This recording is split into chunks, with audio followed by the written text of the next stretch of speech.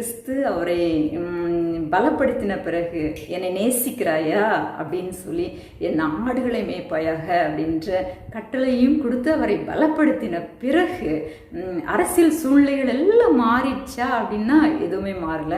மக்கள் மாறிட்டாங்களா அப்படின்னா எதுவுமே மாறல. அவர் கடந்து செல்லும் பிரச்சனைகள் எல்லாம் தீர்ந்து போயிட்டா அப்படின்னா அதுவும் எதுவுமே இல்லை.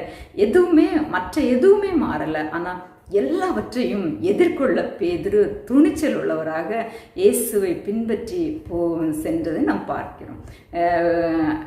எல்லா சூழ்நிலைகளும் எதிராக இருந்தாலும் அந்த சூழ்நிலைகளையும் எதிர்கொள்ள பேதுரு தைரியமானவராக இருந்தார். இயேசுவின் பலத்தால் எல்லாவற்றையும் மேற்கொண்டு மிகவும் துணிச்சலாக இயேசுவை கிறிஸ்து என்று பிரசங்கிக்கவும் அவர் தயங்கலை. அவருடைய அழைப்பை நோக்கி ஓடவும் அவர் தயங்கவே இல்லை. குளிர், பட்டினி, சிறை, அடிகள், உபத்திரவங்கள் எல்லாவற்றையும் அவர் சந்தித்தாலும் அவர் எந்த பின்மாற்றத்துக்கும் அவர் அதன் பிறகு போகவே இல்லை. அவர் தைரியமாக எல்லாவற்றையும் அவர் தைரியமாக எதிர்கொள்ள அவரால் முடிந்தது.